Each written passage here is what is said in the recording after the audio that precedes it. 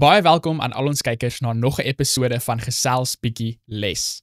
My naam is Armin Kritzinger en elke week bied ek die volwasse Sabbatskool lesstudie van die 7de dag Adventiste Kerk aan hier aanlyn om vir almal 'n geleentheid te gee om Jesus te sien vir wie hy is, om die waarheid te leer ken en hulle keuse vir Jesus te kan maak. So as jy hierdie program wil ondersteun, die beste manier hoe jy dit kan doen is om die video te like en dan ook net kommentaar te lewer, al is dit net amen of wat ook al dit mag wees om ons te ondersteun sodat YouTube hierdie video aan meer Afrikaanse mense kan adverteer, sodat ons evangelie kan uitdra aan meer mense. So ek sal dit baie waardeer. Onthou ook dat ons is besig om Afrikaanse Christelike musiek beskikbaar te stel. Ons het klaar 3 liedjies op die YouTube kanaal gelaai wat julle op die Afrikaanse Christelike musiek playlist kan vind daarso op die YouTube kanaal. En hierdie week is daar nog so 2 of 3 Afrikaanse liedjies op pad. So ons is baie opgewonde daaroor.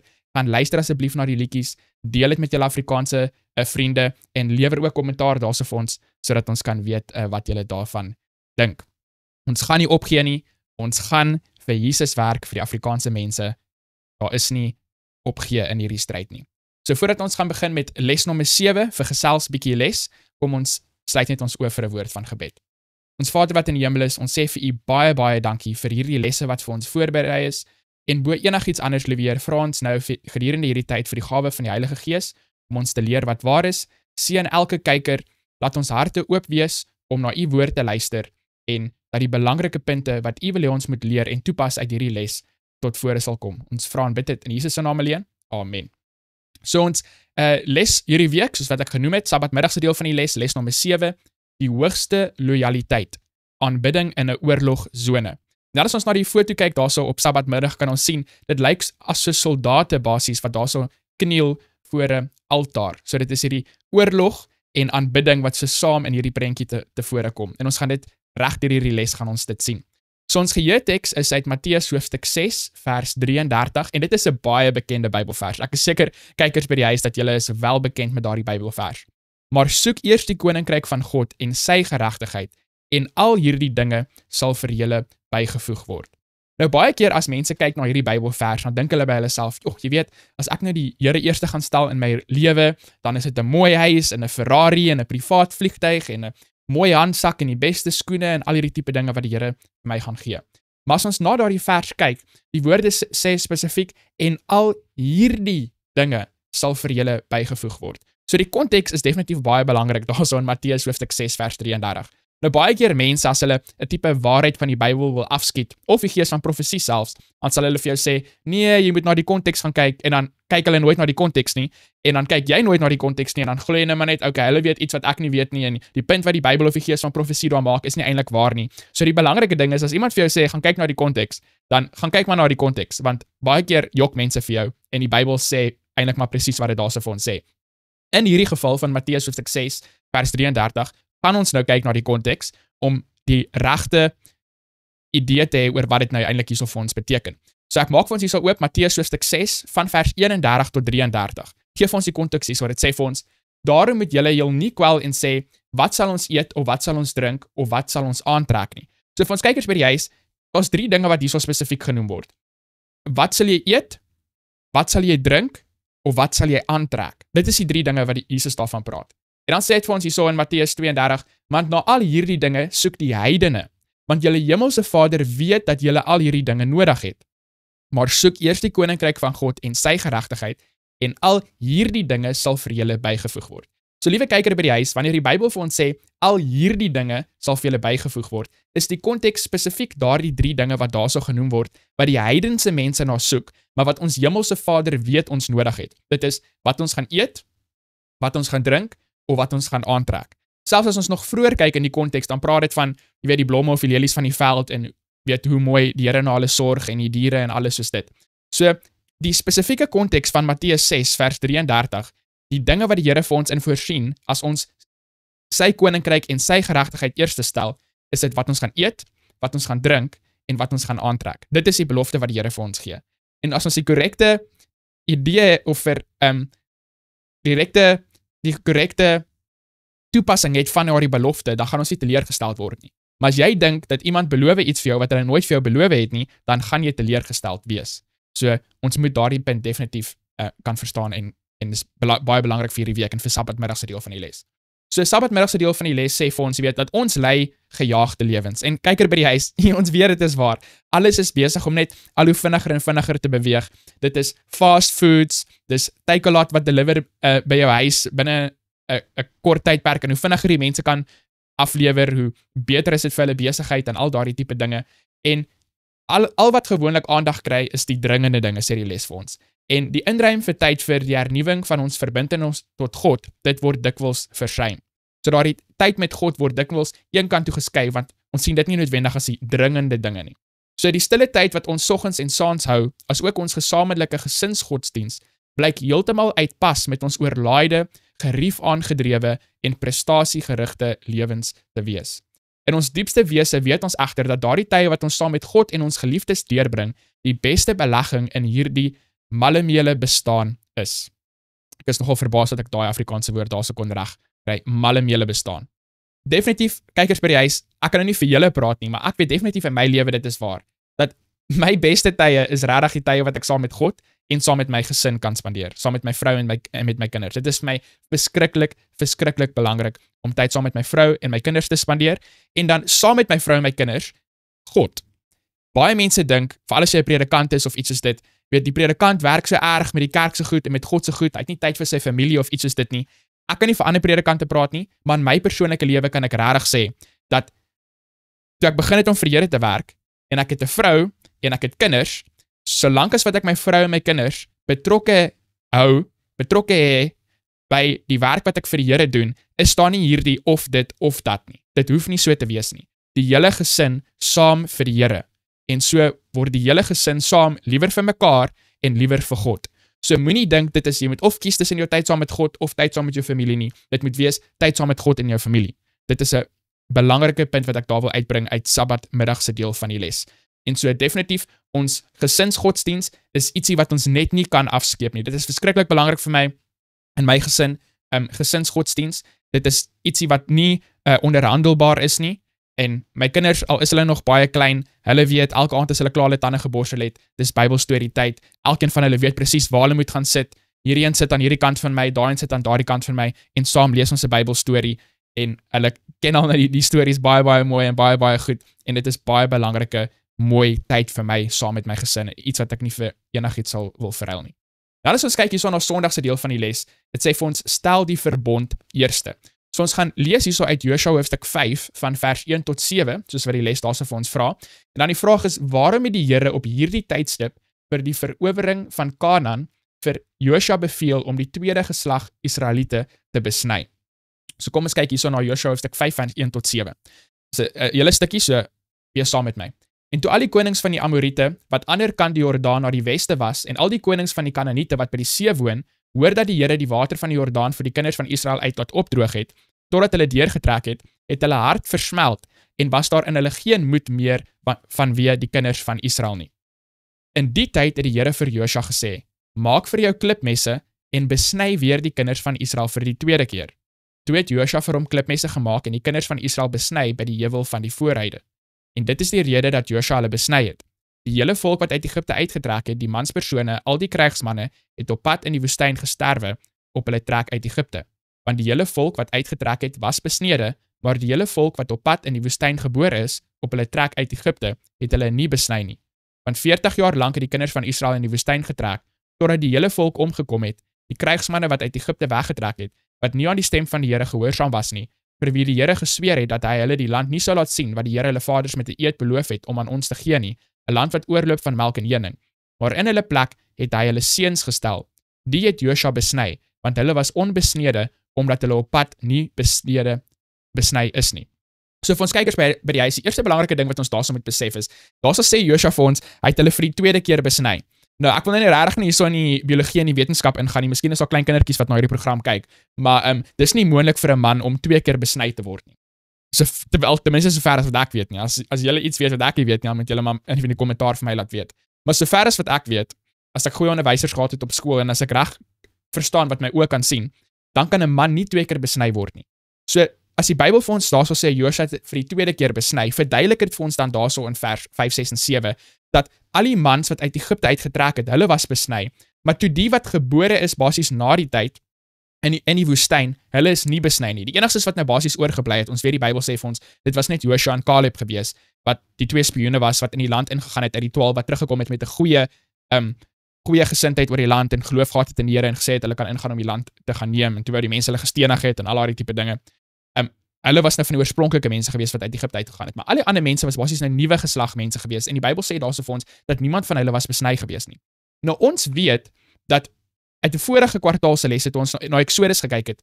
Is 'n storie wat baie mense nou nie eintlik weet van Moses nie, maar is daar in die Bybel en die Gees van Profesie praat ook daaroor dat Moses op pad Egipte toe het daar 'n engel gekom op pad, 'n engel van die Here het gekom om Moses dood te maak. En dan baie mense sê, "Wat? Die Here het nou net vir Moses gesê om Egipte toe gaan om die Israeliete uit Egipte uit te haal. Hoekom kom daar 'n engel van die Here om Moses dood te maak?" En dis omdat Moses se tweede seun was nie besny gewees volgens die gebod van die Here nie. En omdat Moses in ongehoorsaamheid gelewe het, kon die Here hom nie gebruik om die wonderbaarlike werke in Egipte te doen nie. En so as Moses dan voor Farao sou verskyn het en Moses het in ongehoorsaamheid gelewe en Farao en sy soldate wou vir Moses aangeval het en hom doodgemaak het, dan sou dit skaamte gebring het oor die naam van die Here en oor die Israeliete, want die Here sou hom nie kon beskerm nie, want hy het nie aan die Here se kant gestaan nie, want hy was ongehoorsaam gewees. En so ons weet van daai storie toe die engel nou kom om Moses dood te maak, toe het Moses se vrou ook ingespring daarso.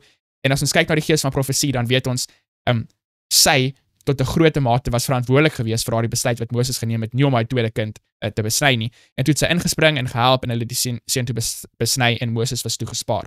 Nou in hierdie stories op Sondag waar die Bybel vir ons praat en Joshua hoofstuk 5 van die Israeliete wat hierso nou besny word, leer ons basies dieselfde les. Die Here wil hulle nou vat vir oorwinning teenoor die vyande, maar die Here wil seker maak dat hierdie is mense wat heeltemal aan sy kant is. Nie dat die Here aan hulle kant is nie, maar dat hulle aan die Here se kant is. So die spesifieke vereiste gedurende daardie tyd om deel te wees van die verbond, van die belofte wat die Here gemaak het aan sy mense, aan sy volk, was hierdie besnydenis gewees, om besny te wees. En omdat dit nou nog nie plaasgevind het nie, was dit basies gegee vir hulle, kan ons sê, op daardie spesifieke tyd in Joshua 5 as 'n toets van hulle gehoorsaamheid. Net soos wat die boom in die tuin van Eden ook 'n toets was vir Adam en Eva se gehoorsaamheid, en ons vandag het ook toetse van ons gehoorsaamheid. Nou, as ons spesifiek kyk na hierdie spesifieke opdrag oor die besnydenis, moet ons ook verstaan dat die Bybel sê vir ons in Romeine hoofstuk 2 vers 29, maar hy is 'n Jood wat dit in die verborge is. Verborge beteken geheim. En besnydenis is die van die hart in die gees, nie na die letter nie. Sy lof is nie uit mense nie, maar uit God. So vir ons kykers by die huis, as daar enige een van julle is wat miskien wonder oor hierdie ding van besnydenis, moet mense nog besny word as 'n geestelike vereiste. Ek glo die Bybel is redelik duidelik daaroor, veral in die Nuwe Testament, waar dit vir ons sê, dit is nie 'n geestelike vereiste om gered te word of om in 'n verhouding met Jesus te staan nie. Maar ek wil ook net noem vir ons kykers by die huis, dat julle kan op die internet gaan, of julle kan met 'n dokter gaan praat oor besnydenis of besny of wat ook al dit mag wees, en hulle gaan miskien vir jou sê dat daar is natuurlike mediese voordele of higiëniese voordele of enige iets dit, en dit mag heeltemal waar wees. Die belangrike punte vir ons is net om te besef dat dit is nie meer 'n geestelike vereiste om in 'n verhouding met Jesus te wees nie. Die Nuwe Testament spesifiek daarso in Romeine, soos die vers wat ek nou net daar gelees het, praat oor die besnydenis van die hart. Party mense sê die doop het die plek van besnyding ingeneem.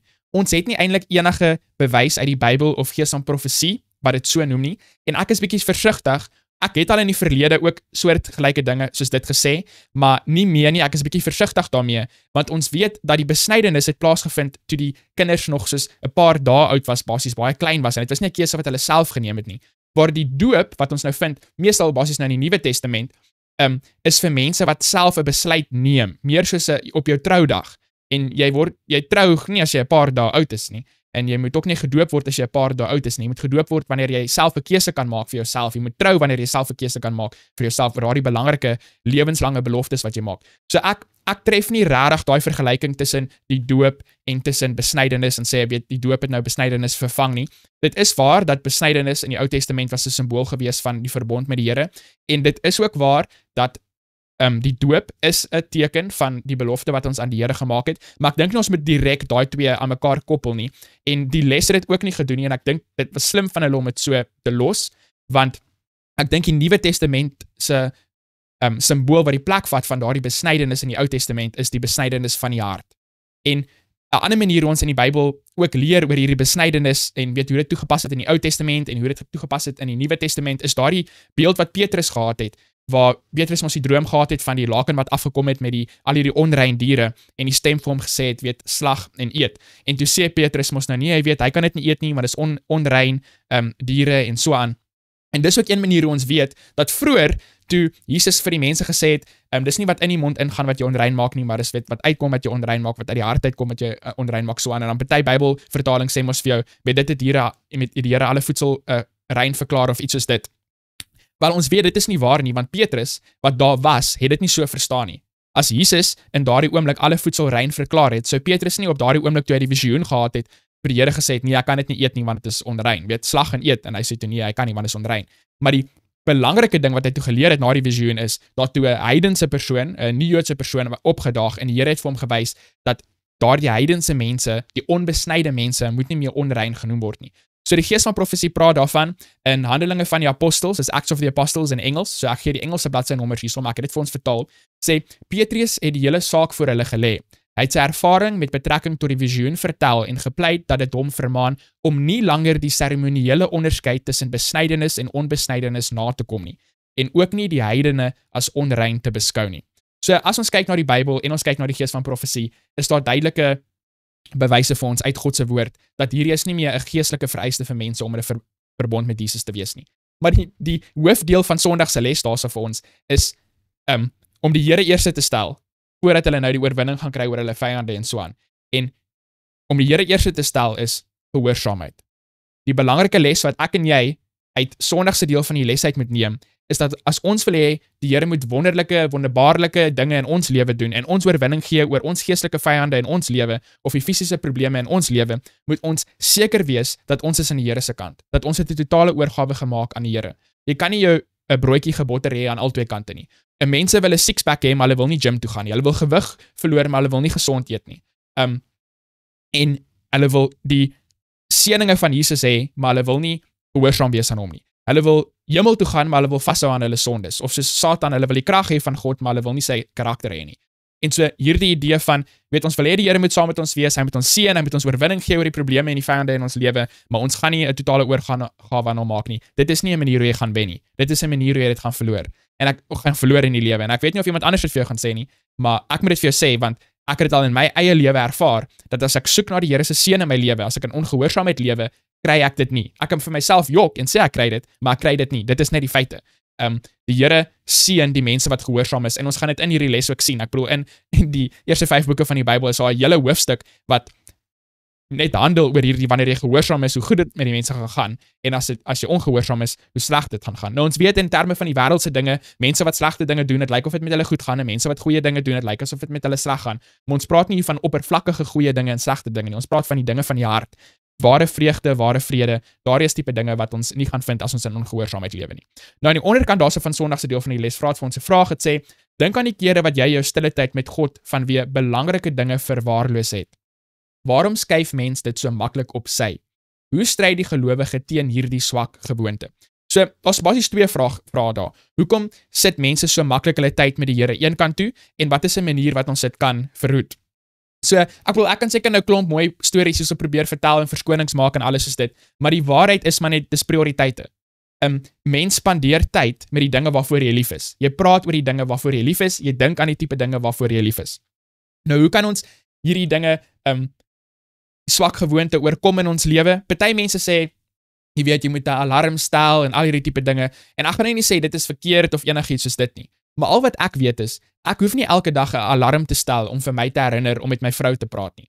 Ek hoef nie elke dag 'n alarm op my foon te stel wat my moet herinner om met my kinders tyd te spandeer nie. Ek weet, elke dag gaan ek met my vrou praat, elke oggend as ek wakker word, elke dag gaan ek tyd met my kinders spandeer, ek gaan hulle parkie toe vat, ek het nie 'n alarm wat my moet herinner om hulle parkie toe te vat, om vir hulle Bybelstories in die aand te lees of enigiets soos dit nie. Hoekom nie? Want dit is belangrik vir my, dit is 'n prioriteit in my lewe, ek is lief vir my vrou, ek is lief vir my kinders, en so, dit is amper op 'n natuurlike manier kom. En ek kan nou nie vir ander mense praat nie, ek kan net my eie persoonlike ondervinding deel. Dit is ook hoe dit vir my is met die Here. Om met die Here te praat, om te bid, om tyd te spandeer in die Bybel, dit voel nie vir my asof dit iets is wat ek myself moet herinner om te doen, of iets wat ek vir myself moet forceer om te doen nie. Spesifiek nie op die stadium wat ek nou is in my lewe nie. Miskien in die begin was dit so. Toe ek eers my vrou ontmoet het en ek was nog nie verlief op haar gewees of iets soos dit nie, was dit miskien meer aandag gevat vir my of meer moeite gevat vir my om met haar te praat as wat dit nou doen. Ek weet in ander mense se verhoudings is dit die teenoorgestelde. In die begin is hulle aan die brand en dan oor 'n tydperk gaan dit net af en die probleem daar is want hulle liefde word koud. Maar in my verhouding waar my liefde nie koud word vir my vrou nie, kan ek sê dat my begeerte om tyd met haar spandeer en met haar te praat word meer en meer, soos wat ek groei in my liefde vir haar. Dieselfde is ook waar met die Here. Dieselfde is waar met groente eet byvoorbeeld. Miskien die eerste keer wat jy begin groente eet het, miskien was dit nie vir jou lekker geproe of iets soos dit nie, maar jy het dit gedoen anyway, want jy het geweet dis goed vir jou, dis gesond vir jou. En soos wat jy dit gedoen het en meer gedoen het, so het jy besef hoe goed dit vir jou is en jy het gewoon daaraan geraak om dit te doen. Of iemand wat begin om te oefen. Miskien die eerste keer wat jy gaan oefen het, was dit bietjie moeilik vir jou gewees want jy was nie gewoon daaraan gewees nie.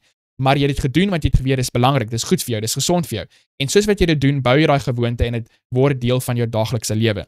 Nou, 'n bietjie anders as sonder kos eet of gym toe gaan om oefening te doen of tyd met jou vrou en jou kinders te spandeer, weet ons die Satan gaan spesifiek hierdie ding aanval om tyd te spandeer met die Here. So dit moet 'n prioriteit wees in ons lewe en ons almal het klaar prioriteite. Dit is net wat jy jou tyd mee spandeer. En ek sal regtig sê vir enige kyker daar by die huis, as jy voel dat jou tyd met die Here, jou stille tyd met die Here is besig om agteruit te gaan of enige iets soos dit, heel moontlik is dit omdat jy is besig om tyd te spandeer met dinge wat verkeerd is, met dinge wat nie reg is nie, en daardie dinge vernietig jou liefde vir die Here se dinge. Byvoorbeeld die Gees van Profesie sê vir ons dat daar is min dinge in die land wat so sleg is vir mense se geestelike lewe as die teatervermaak. So in 2025 sal ek sommer direk sê, en baie van die mense gaan nie daarvan hou as ek dit sê nie, maar dit is net die waarheid. As jy tyd spandeer met flieks en al hierdie tipe dinge, gaan jou begeerte om tyd te spandeer met die Here se dinge, met die Bybel, gaan afgaan totdat dit heeltemal vernietig is. En dit was waar in my lewe gewees, terwyl ek flieks gekyk het en al hierdie tipe dinge, was my begeerte om tyd te spandeer met die Bybel en die Here se dinge verskriklik laag gewees as dit ooit bestaan het, maar nadat ek daardie dinge uit my lewe uitgeskuif het ek 'n groter begeerte om tyd te spandeer met die Here se dinge. En so, dit gaan maar net basies oor waarvoor jy lief is en waarvoor jy geïnteresseerd is, en as jy ondervinding het met die Here se woord, as jy die beloftes van die Here se woord vat, en jy pas dit toe in jou lewe, en jy sien hoe goed dit vir jou is, dan gaan jy begeerte hê om meer tyd te spandeer met die Here se woord. Maar as jy die Bybel lees, en jy lees die beloftes, en jy lees die opdrag van die Here, maar jy pas dit nooit toe in jou lewe nie, en jy het nie 'n ondervinding met die Here se woord nie, dan gaan jy nie 'n begeerte hê om meer tyd daarmee te spandeer nie. Dus soos as ek met my vrou gesels, en ons het 'n goeie tyd saam, en ons is gelukkig saam, dan groei ek in daardie begeerte om meer tyd saam met haar te spandeer.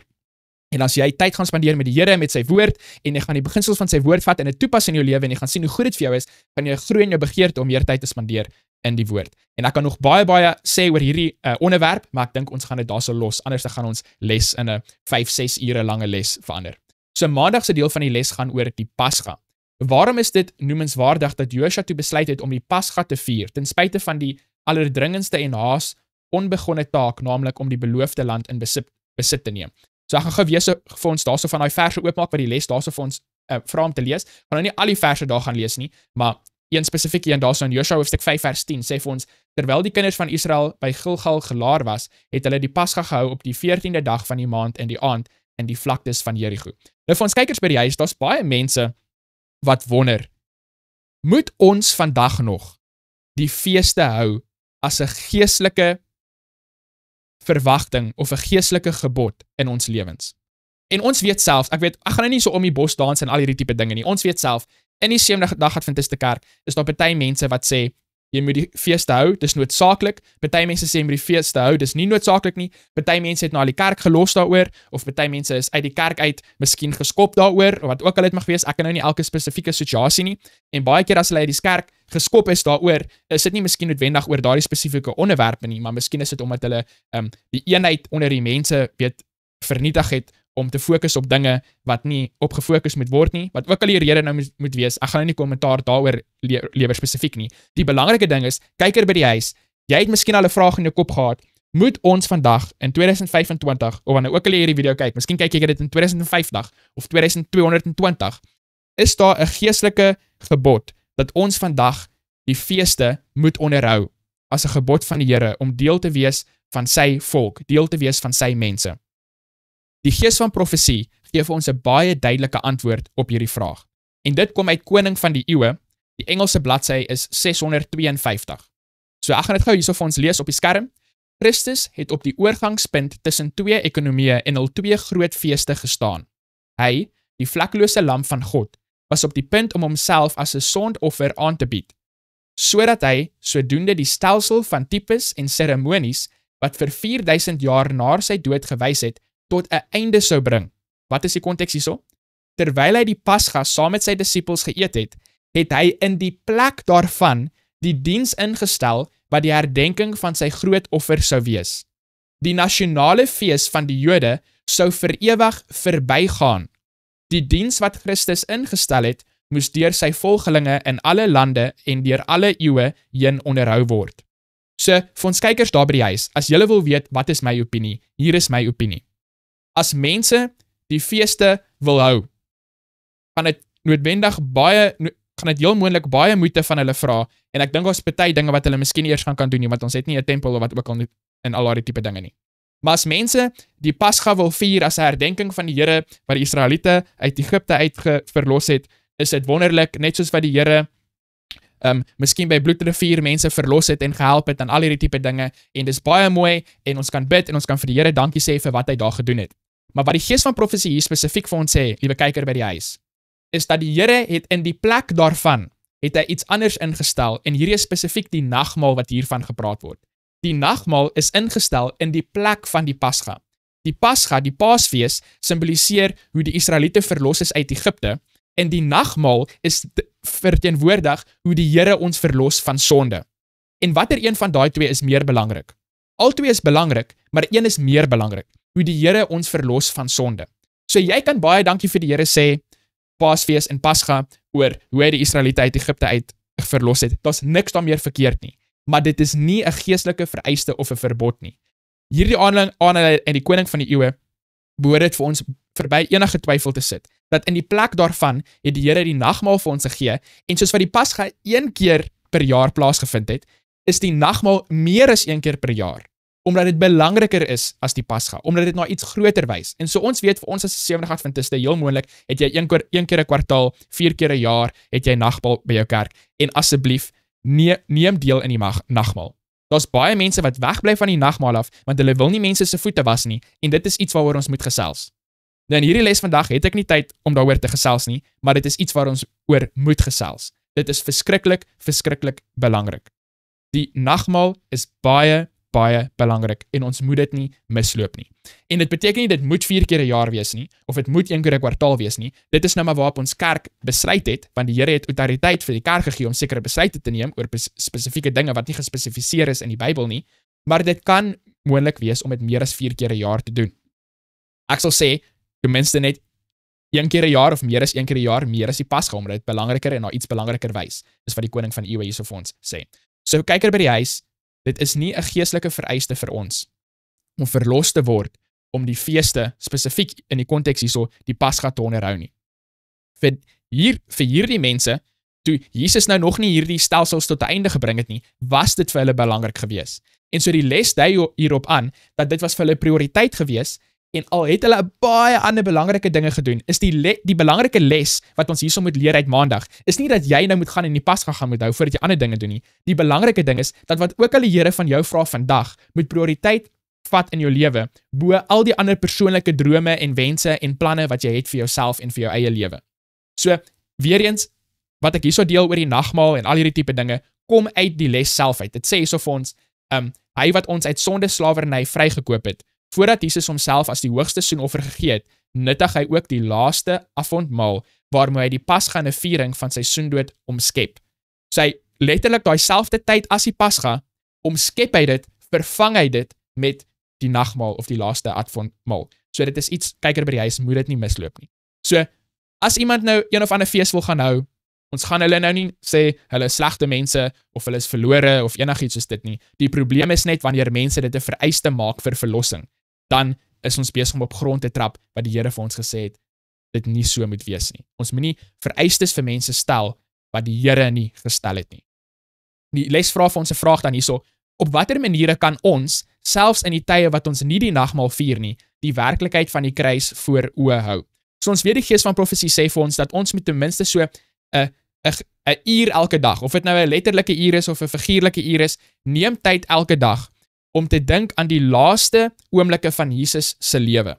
En dit gaan 'n hartroerende effek op ons lewens hê. Om veral te besef wat hy vir ons gedoen het, persoonlik gedoen het. Nie wat hy vir die wêreld gedoen het nie, maar wat hy vir jou gedoen het, wat hy vir my gedoen het, maar om te dink op 'n persoonlike manier. En 'n ander manier hoe ek altyd die kruis vir my hou, is om altyd te dink voordat ek iets doen, voordat ek iets sê, voordat ek iets dink. Dit is my sonde wat Jesus daar op die kruis laat sterf het. Is daardie spesifieke ding wat ek nou doen, is dit die moeite werd? Is dit die moeite werd vir my om daardie spesifieke ding te doen, om Jesus aan die kruis te sit? As Jesus gesterf het aan die kruis vir mense wat jok en steel en lieg en egbreek pleeg, hoekom gaan ek nou gaan en in my tyd gaan ek myself vermaak met die films van die wêreld of die boeke van die wêreld wat gaan oor jok en steel en egbreek pleeg en al hierdie tipe dinge vir waarvoor my verlosser moes gesterf het aan die kruis? Ietsie daar in daai prentjie pas net nie mooi vir my nie. So, definitief, my hele lewe wil ek jy moet draai om Jesus en wat Jesus vir my gedoen het. En op ons gesels bietjie les, wil ek hê vir ons kykers by die huis, julle moet dit altyd besef. Dit gaan altyd oor Jesus, wat hy vir ons gedoen het, en wat hy vir ons doen vandag, in ons lewens vandag. Nou, Dinsdag se deel van die les sê vir ons altare van toewyding of hertoewyding. So, om watter rede het Joshua 'n altaar vir die Here gebou? So kom ons kyk na die verse daarso, daar's 'n paar wat hulle daarso vir ons gee. So ons kyk hierso na Joshua hoofstuk 8 vers 30 en 31, sê: Toe het Joshua 'n altaar gebou vir die Here, die God van Israel op die berg Ebal, soos Moses die knegt van die Here, die kinders van Israel beveel het, soos geskrywe staan in die wetboek van Moses, 'n altaar van ongekapte klippe waaroor geen yster geswaai is nie, en daarop het hulle aan die Here brandoffers gebring en dankoffers geslag. So kom ons stop net gevindig hierso. Onthou die vraag was, om watter rede het Joshua 'n altaar vir die Here gebou? As ons kyk daarso na die vers, dan sê dit vir ons, soos die Moses die knegt van die Here, die kinders van Israel beveel het. So die les gaan vir ons 'n mooi rede gee, 'n goeie rede gee wat ek saamstem, maar hier is ons eerste belangrike rede. Hoekom? Want dit is wat beveel was om gedoen te word. En dit is hoekom, liewe kyker by die huis, dit is hoekom ons ook gehoorsaam moet wees. Die eerste rede hoekom ons gehoorsaam moet wees is, want die Here het ons geskape, hy is ons skepper God, ons behoort aan hom, en mense sal altyd al hierdie mooi dingetjies sê van, dit gaan oor 'n liefdeverhouding, en al hierdie tipe dinge, en ons doen alles uit liefde, en al hierdie tipe dinge, en ja, dis waar, dit is waaroor dit alles gaan. Maar ons moet gehoorsaam wees aan die Here, omdat ons het 'n verantwoordelikheid om gehoorsaam te wees aan die Here, omdat hy ons skepper is, wat ons gemaak het. Ons hele lewe behoort letterlik aan hom. Nie net deur skepping nie, maar ook deur hoe ons gekoop het aan die kruis. En so ons het hierdie verantwoordelikheid om gehoorsaam te wees aan wat hy vir ons sê. So, is mooi as jy verstaan hoekom die Here vir jou vra om iets te doen, maar dit gaan nie altyd so wees nie. Partykeer gaan die Here vir jou vra om iets te doen wat jy nie noodwendig verstaan nie. En dan moet jy jou vertroue sit in sy liefde vir jou, sy omgee dat hy is die skepper God wat nie vir jou kan jok nie, want hy het skepende krag in sy woord, en dan moet jy gewillig wees om dit te doen.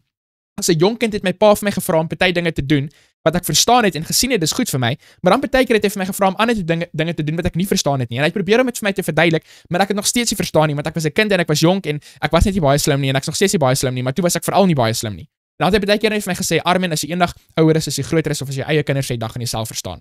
En dan het ek nog steeds gekies om gehoorsaam te wees aan my pa. Ek het net gesê, ag, jy weet, my pa het 'n klomp boksies wat ek moet tik en nou moet ek dit net doen omdat hy is my pa en ek wil nie pak slaag kry nie. Nee, ek het nog steeds gekies om dit te doen omdat al die ander dinge wat my pa vir my gesê het en wat hy gedoen het, kon ek gesien het dat my pa is lief vir my, dat my pa gee om vir my.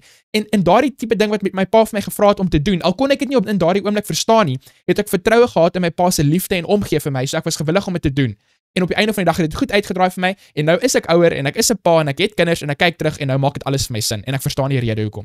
So in jou lewe, kyker by die huis, gaan daar baie dinge wees wat die Here vir jou gaan vra om te doen, of vir jou gaan vra om van weg te bly, en hy gaan vir jou die rede verduidelik hoekom, en dan gaan daar ander dinge wees, wat hy vir jou ook gaan vra om te doen, of van hom weg te bly, en jy gaan nie noodwendig die rede verstaan nie, of miskien gaan hy nie noodwendig vir die rede gee nie, maar vertrou in sy liefde, vertrou in sy omgee vir jou. As jy gewillig is om jou pa, jou aardse pa te vertrou, sy liefde en sy omgee te vertrou, hoeveel nie te meer ons hemelse Vader wat nie eers kan jok nie. En so daar's 'n belangrike les, een rede hoekom hy 'n altaar gebou het is, want om gehoorsaam te wees. Want dit was wat beveel was. Nou daar's 'n paar ander, dit sê so vir ons in Deuteronomium hoofstuk 11 vers 26 tot 28. Kyk, ek hou julle vandag seën en vloek voor. Die seën as julle luister na die gebooie van die Here julle God wat ek julle vandag beveel, en die vloek as julle nie luister na die gebooie van die Here jou God nie, maar afwyk van die weg wat ek julle vandag beveel om ander gode aan te loop wat julle nie geken het nie. So, dis 'n punt wat ek voorheen bietjie oor aangepraat het in die les hierso van, as ons gehoorsaam is aan die Here, dan word ons geseën, of dan gaan goeie dinge gebeur in ons lewe. En as ons ongehoorsaam is, dan gebeur daar slegte dinge in ons lewe. Nou, soos wat ek gesê het, baie keer dan lyk dit of slegte dinge gebeur met goeie mense en goeie dinge gebeur met slegte mense. Op die ou einde in die boek van Psalm was daar ou ook gewees wat gesê het, Here, ek kyk na dit en dit lyk of die onregverdige so goed gaan en alles, tot dit in die heiligdom ingekyk het en hy het gesien dat die Here maak alles regverdig. En op die einde van die dag, die wêreld kan nie vir ons ware vrede gee nie. Jesus het gesê, hy gee vir ons 'n vrede wat die wêreld nie vir ons kan gee nie. Dis 'n baie belangrike punt wat ons daarso moet besef. So, baie keer doen jy spesifieke 'n ding en daar's 'n natuurlike goeie gevolg of 'n natuurlike seën wat daaruit kom. Baie keer maak jy 'n besluit soos jy spring van 'n gebou af. Die natuurlike slegte gevolg is dat jy gaan val en jy gaan seer kry. Maar daar's ook bo die natuurlike goed, is daar ook 'n geestelike aspek wanneer die Here ons seën en waar daar slegte dinge met ons gebeur in terme van 'n straf. Dit is nie of dis net die Here wat die seën of die straf gee, of dis 'n natuurlike seën en natuurlike straf nie. Dis albei van daardie dinge wat saam gaan hand in hand. So ons moet net daai ding so besef.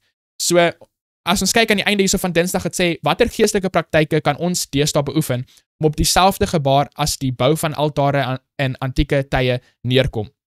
So die altare het hulle gehelp om nie te vergeet wat die Here vir hulle gedoen het nie. So watse praktyke kan ons vandag doen?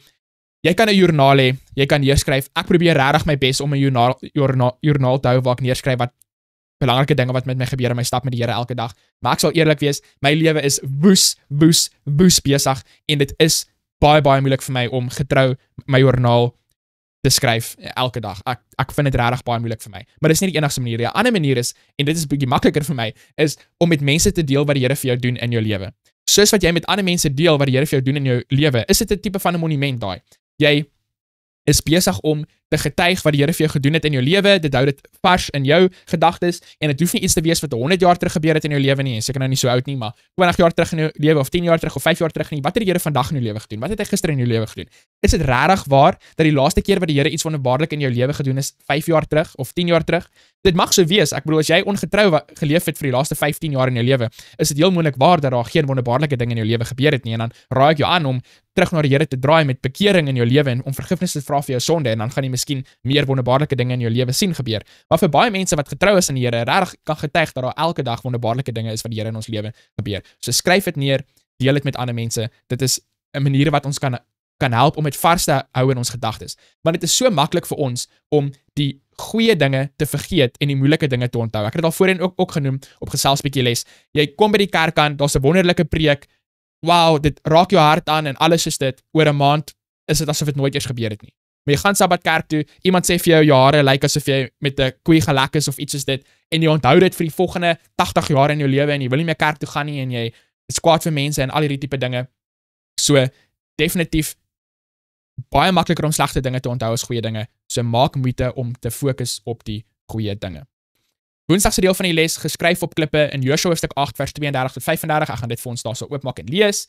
En daar het hy 'n afskrif van die wet van Moses op die klippe geskrywe wat hy geskrywe het voor die oë van die kinders van Israel, terwyl die hele Israel met sy oudstes en die opsigters en sy regters aan weerskante van die ark staan teenoor die Levitiese priesters, die draers van die verbondsark van die Here, die vreemdeling sowel as die kind van die land, die een helfte daarvan teen die berg Gerizim en die ander helfte daarvan teen die berg Ebal, soos Moses die knegt van die Here tevore bevel gegee het om die volk van Israel te seën.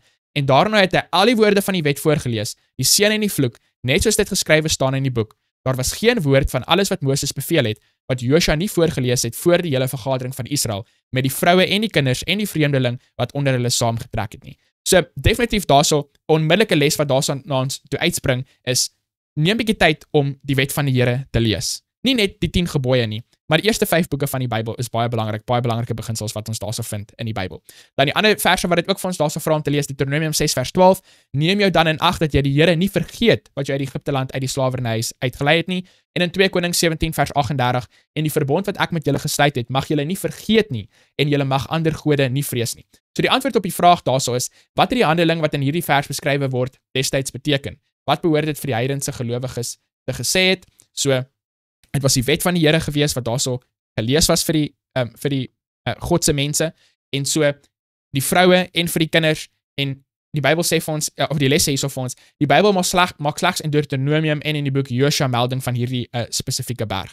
En so, dit was op hierdie berg gewees waar die voorlesing van die vervloeking was. En so, wat het dit vir die handeling in hierdie verse, wat beskryf dit destyds en wat beteken dit vir hedendaagse gelowiges? Miskien het ek daar so heiden gesê, maar dit beteken hedendaagse gelowiges, is dieselfde is nog steeds waar vir ons vandag. Ek het dit voorheen genoem ook in die les. As ons gehoorsaam is in ons lewe, is goed vir ons. As dit sleg is, as ons verkeerde dinge doen, gaan dit geestelik slag gaan in ons lewe. Ons gaan nie ware vreugde en vrede hê nie. As jy weet wat is reg is en jy doen dit nie, jy het vir jou skuldgevoel, jy gaan nie lekker slaap in die aand nie. Jy gaan jouself met verskonings maak en probeer sis, dit gaan net nie werk nie. Los daardie pad, hoe vroeër hoe beter. Hoe vroeër jy moenie dink, ek gaan wag tot jy Sondag wette sien en dan gaan jy jou lewe vir die Here gee nie. Kyk by die huis, maak die keuse vandag. Moenie uitstel nie. Asseblief, moenie uitstel nie. Ons het nou net gekyk daarso na daardie verse in Deuteronomium, ook die verse in Konings. So, hoekom was dit nodig geweest om 'n kopie van die verbond op 'n monument te sit waar almal dit kon sien, sodat hulle dit nie kon vergeet nie. As jy 10 gebooie kan uitprint of kan maak op 'n manier en jy kan dit rondsit in jou huis, baie goed, baie mooi vir jou. Daar waar ek werk, het ek soos al hierdie profetiese kaarte en weet die 1844 of weet die 1840s kaarte wat hulle gebruik het, die Millerite of die Adventiste beweging gebruik het, maar veral die History of Redemption chart is baie belangrik vir my. Dit moet in my huis wees, dit moet wees daar waar ek werk, almal moet dit kan sien. Hou dit voor die oë, baie belangrik vir ons. Vraag daar aan die einde van Woensdag, hoe maklik is dit vir jou om in die daaglikse gejaag en harwar van die Here te vergeet en dan dinge op eie stoom te probeer doen? Waarom gebeur dit so maklik, veral wanneer alles klop disselboom gaan? So wanneer alles goed gaan in ons lewens, dan skuif ons die Here een kant toe, maar as dinge verkeerd gaan in ons lewe, dan wil ons die Here gebruik as 'n tipe van 'n Kyrie of ietsie soos dit. Ek dink iemand het al een keer gesê, weet, mense wat na die Here soek is mense met 'n gebroke hart of met 'n leë sak in hulle broek of ietsie soos dit. En dis waar baie keer laat die Here toe dat dinge in ons lewe gebeur sodat ons afhanklikheid van hom moet besef. Ons het dit gesien in hierdie kwartaal se les. Hy het toegelaat dat mense die Israeliete in ballingskap neem wanneer hulle ongehoorsaam was, sodat hulle weer eens kan besef hoe hulle die Here nodig het in hulle lewe en hulle kan nie op hulle eie staat maak nie.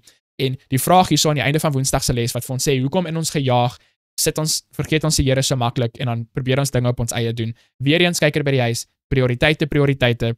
As jy die Here eers stel in jou lewe, as jy lief is vir die Here, kom ek stop net gou vinnig hierso. Dis 'n vraag wat ek moet sê. Hoe stel jy die Here eerste in jou lewe? Dit klink soos hierdie pie in the sky tipe idee. Kom ons maak dit prakties. Kyk by die huis. Hier is hoe jy die Here eerste stel in jou lewe.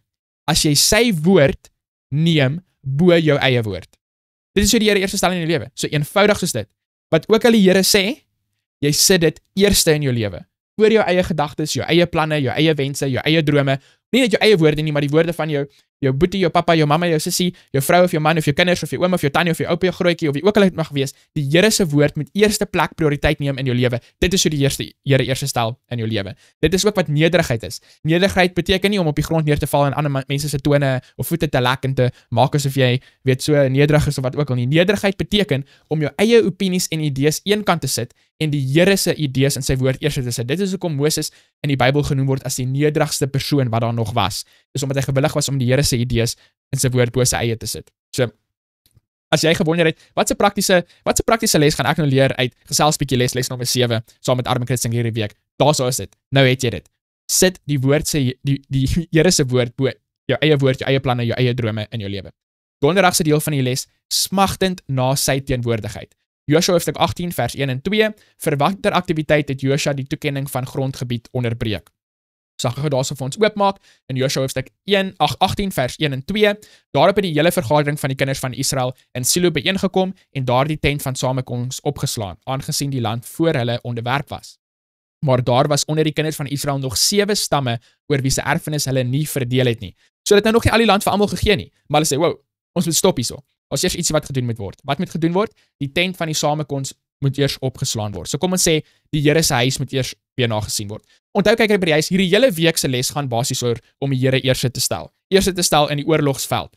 Nou, ons is nou nie in 'n fisiese oorlogsveld noodwendig nie. Ons is in 'n geestelike oorlogsveld. Daar mag fisiese probleme ook in jou lewe wees. Die belangrike ding is dat ons wil die Here eerste stel. Ons wil sy woord, sy opdragte, sy gebooie wil ons eerste stel in ons lewe oor al die ander dinge wat dan daarna kom in ons lewe. En ons het nou gesien, voordat hulle kon aangaan om te gaan veg, het hulle die Pasga gehou, hulle het besnydenis gedoen, hulle het die wet van God gelees voor die mense, hulle het daai klippe altaar gebou, en donderdag sien ons nou hierso, hulle het die tent van samekoms opgehou. So dis 'n lekker opsomming sommer daarso vinnig, die tipe dinge wat hulle gedoen het, voor hulle nou kon aanbeweeg het, hoe hulle die Here eerste gestel het. En die basiese ding daarso vir ons, kykers by die huis is, net soos wat ek genoem het, om die Here eerste te stel in jou lewe, beteken om sy woord eerste te stel in jou lewe.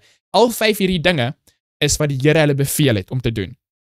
Besny, Pasga, lees die wet, bou die altaar, soos wat Moses beveel het, ons het daai verse gelees, en hierso die tent van die samekoms. Al hierdie dinge is gekoppel aan die woord van God, aan sy opdrag. So wat is die les vir jou en vir my hierdie week? Soek die opdragte van die Here, en stel jouself nederig, lê jouself neer aan die woord van God, aan die woord van God, sit jou eie gedagtes en jou eie idees eenkant neer, sit jou ongehoorsaamheid weg, en dan gaan ons voortbeweeg in daardie oorlogsvel teen ons vyande. So, hierdie tents van samekoms, die huis van die Here, hierso donderdagse deel van die les, wat hulle hierso eers gesel het. Baie keer het ek ook al in my lewe gedink, kyk hier by die huis, ons is so versigtig om seker te maak dat ons huise is mooi en versier, en ons bou aan en al hierdie tipe dinge. Wat van die kerk? Party kerke lyk regtig nie so great nie. Nou, ons wil nou nie maak asof die kerkgebou nou alles is nie. Ons weet dat die kerk is die mense, maar die kerk is ook die kerk. Die kerk is ook die huis van God. Dis is waar ons by mekaar kom. En ek dink, tot 'n sekere mate kan ons sê dat hoe ernstig mense hulle geloof vat en hulle verhouding met Jesus en die kerk en hoe belangrik die Sabbatplek is, kan 'n mens half en half sien aan die gebou en hoe verwaarloosd dit is en hoe mense daarna kyk. En ek bedoel, ons doen die beste in die omstandighede waar ons is. Party mense ontmoet nou maar onder 'n boom of in 'n stalsingplathuis, wat ook al dit moet wees. Maar rarig, ek dink ons moet miskien bietjie mooi daaroor gaan gedink en ons moet 'n prioriteit maak in ons lewe om ook bietjie mooi te kyk na ons kerke. In Hebreërs hoofstuk 6 vers 19 tot 12, ek gaan dit vir ons daarso oopmaak en lees. As Christene beskik ons nie oor 'n aardse heiligdom as fisiese woonsplek vir God se sintuiglik waarneembare teenwoordigheid in ons midde nie. Wat kan ons nietemin uit Josua se voorbeeld leer? So kom ons kyk daarso. Dit sê, en ons het dit as 'n anker van die siel wat veilig en vas is en ingaan tot binnekant die voorhangsel, waar Jesus as voorloper vir ons ingegaan het, hy wat volgens die orde van Melchisedek 'n hoëpriester geword het vir ewig. So weer eens, nie 'n aardse heiligdom nie, maar daar is 'n hemelse heiligdom. In Hebreërs 9 vers 11 ook, maar Christus wat opgetree het as hoëpriester van die toekomstige weldade, het deur die groter en volmaakter tabernakel wat nie met hande gemaak is nie, dit wil sê wat nie aan hierdie skepping behoort nie. So hemelse heiligdom, maar op 'n meer persoonlike vlak, kyk hier by die huis, sal ek sê ons liggaam is ook 'n tempel. Ons liggaam is ook daardie heiligdom van die Here. Dit is wat die Bybel vir ons sê in Korintiërs. So, soos wat daar opdragte rakende die heiligdom was, wat die Israeliete moes uitgevoer het, is daar opdragte rakende ons liggaamtempel, wat ons ook moet uitvolg, as ons wil gehoorsaam wees aan die Here. Ek het al predikante gehad wat my bel en sê vir my, rarig, en ek maak dit op, die predikante wat my bel, en dan sê hulle vir my, in Afrikaans, dan sê hulle vir my, ek moenie praat oor, kos, wat 'n mens eet of wat 'n mens drink of iets soos dit nie. Dan dink ek by myself, hoe kan dit wees dat die Bybel sê self, of wat 'n mens eet of wat 'n mens drink, doen alles tot die eer van God. Dis letterlik in die Bybel. Letterlik in die Bybel. En dan sê mense, jy moet nie daaroor praat nie.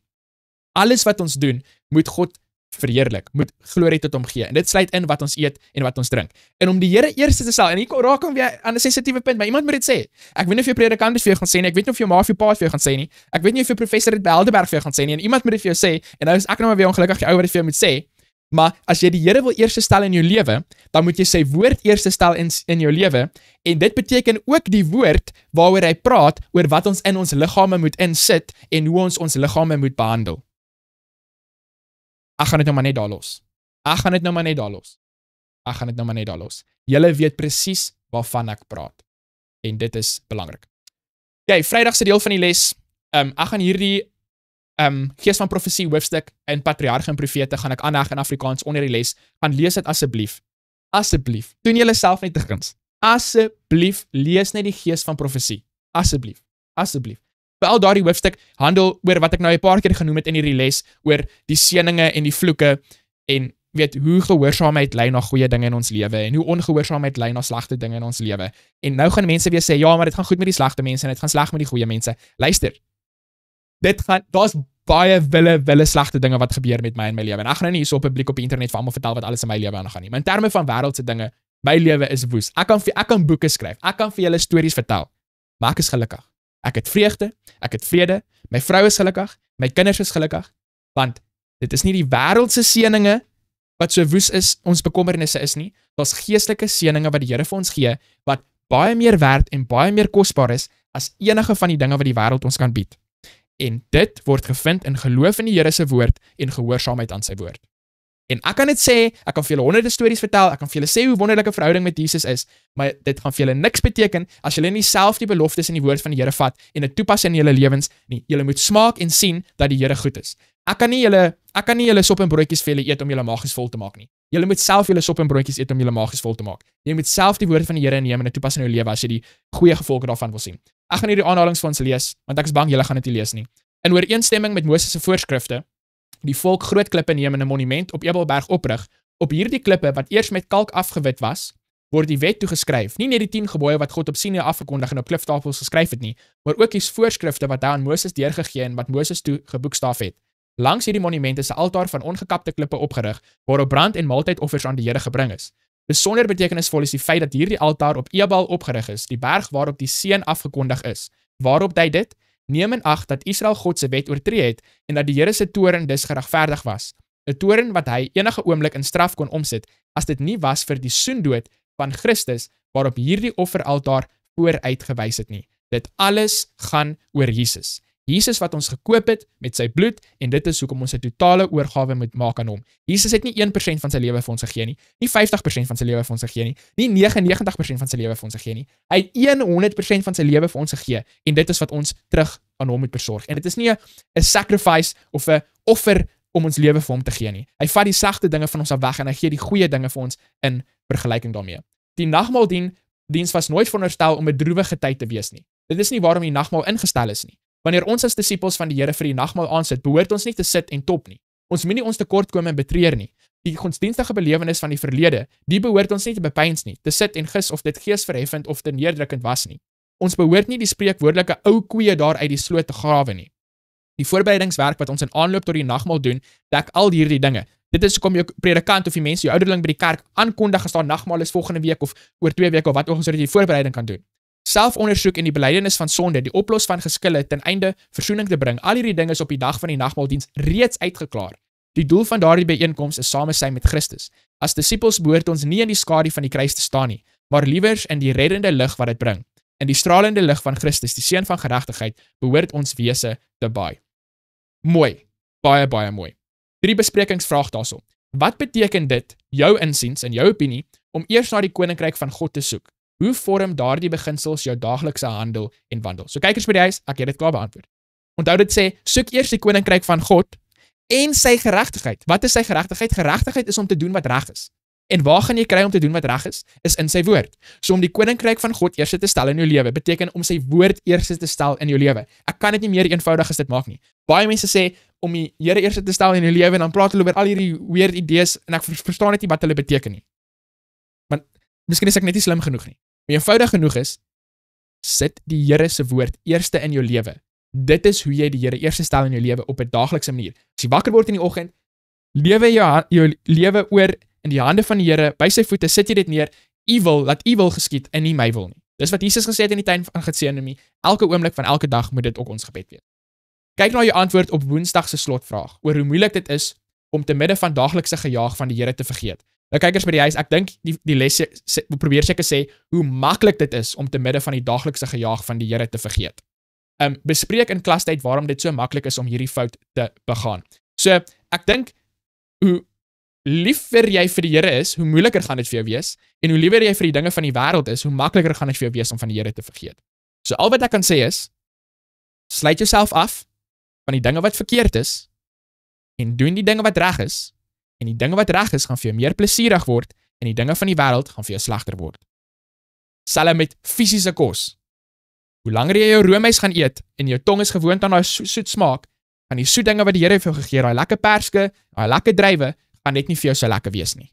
Maar as jy die slegte dingetjies gaan uitsluit uit jou lewe uit, gaan die dinge wat die Here vir jou gegee het, wat natuurlik goed is vir jou, gaan vir jou beter wees. En ek kan dit so sê soveel as wat ek wil, maar as jy wil weet of dit waar is, moet jy dit self proe, self probeer. As Adventiste glo ons dat Jesus in die hemelse heiligdom vir ons bemiddeling doen. Kyker by die huis, ek glo dit, dis waar, ons het nie die gees van profesie eers daarvoor nodig nie, in die Bybel alleen kan ons bewys dat dit is waar. Jesus is in die hemelse heiligdom besig om bemiddeling vir ons te doen. Hoe kan hierdie oortuiging vir ons 'n standvastige bron van hoop en krag wees? Jesus is dus in die hemel besig om vir ons in te tree. Hoe help hierdie wete ons om te besef watter goeie nuus sy hemelse bemiddeling in werklikheid vir ons is? Veral nou dat ons ons in 'n groter versoensdag as die versoensdag van die antieke Israeliete bevind. Kyk by die huis, ons moet net vir ons self basies vra. Wat het die Israeliete gedoen op die versoeningsdag? En wat was die doel van die hoëpriester op die versoeningsdag? En dan weet ons wat Jesus besig is om nou te doen in die hemelse heiligdom en wat ons nou veronderstel is om te doen op die aarde. Die hoëpriester het die heiligdom skoon gemaak. Jesus is besig om die heiligdom skoon te maak en nie net die heiligdom in die hemel nie, maar soos wat ons vroeër genoem het in die les, die Bybel leer vir ons dat ons is tempels van die Heilige Gees en die Here is besig om ons skoon te maak. Want wat gaan dit help as hy die hemelse heiligdom skoon maak, maar ons is nie skoon nie, en dan vat hy ons hemel toe, en dan ons nou maar net weer groot stryd heeltemal van die begin af. Ons moet skoon gewas word van ons sonde. Dit is die doel van die versoeningswerk op die versoensdag wat die hoëpriester doen. Dis wat Jesus nou doen. Jesus is nou besig om vir ons in te tree, as ons vergifnis van ons sondes vra, as ons tot bekering kom van ons sonde, en hy is besig om ons skoon te was van daardie sonde, sodat hy ons heeltemal kan verlos van die sonde wat ons verslaaf het, sodat Jesus kan terugkom vir sy 144,000, wat die lam volg, waar ook al hulle gaan. En ek gaan sommer hierdie vers vir ons oopmaak, om daarmee af te sluit, voor die 3 engele boodskap, praat dit daarso vir ons oor die 144,000. Dit sê so in vers 1 van Openbaring 14, ek het gesien en kyk, die lam staan op die berg Sion, en saam met hom 144,000 met sy naam en die naam van sy vader op hulle voorkoppe. En dit sê vir ons hier so in vers 4, dit is hulle wat die lam volg, waar hy ook heen gaan. Nie 50% van die plekke nie, nie 99% van die plekke nie, hulle volg die lam waar ook al hy gaan, dit is hulle wat gekoop is uit die mense se eerstelinge vir God en die lam, en in hulle mond is geen bedrog gevind nie, want hulle is sonder gebrek voor die troon van God. Liewe kyker by die huis, Jesus in die hemelse heiligdom is besig om 'n mense voor te berei sonder gebrek, wat 'n volle weerkaatsing van sy liefde en sy karakter aan die wêreld kan openbaar. En dit gaan die einde in marseer in ons wêreld in. Want hoe meer en meer ons soos Jesus gaan word, hoe kwater en kwater gaan die duiwel word, hoe kwater gaan die wêreld word, hoe meer en meer ons soos Jesus word, hoe meer en meer vervolging gaan daar wees. En so, ons kan kyk na die dinge in die wêreld, ons kan kyk na Amerika en Pous en Trump, en julle kan al hierdie oulike videoetjies gaan kyk op YouTube, met al hierdie conspiracy theories oor dit en dat, maar op die einde van die dag, moet ons fokus nie wees op wat die verkeerde dinge is nie, al kan ons daar oor kyk en praat en wat ook al, ons fokus moet wees op die regte dinge, ons fokus moet wees op die 144,000, wat Jesus besig is om vir ons te doen, ons wil verlos van ons sonde, sodat ons deel kan wees van daardie groep mense, wat gereed gaan wees wanneer Jesus kan gaan kom op die wolke, wat ons gaan sê, dit is my verlosser, waarvoor ek gewag het. Kom ons sluit ons oor vir 'n woord van gebed. Ons Vader wat in die hemel is, baie dankie vir u woord wat u vir ons gegee het, sodat ons nie hoef te wonder oor hoe kan ons u eerste stel in ons lewens nie. Ons het nou uit hierdie les duidelik gesien, uit hierdie 5 verskillende tipe maniere hoe die Israeliete u eerste gestel het in hulle lewe.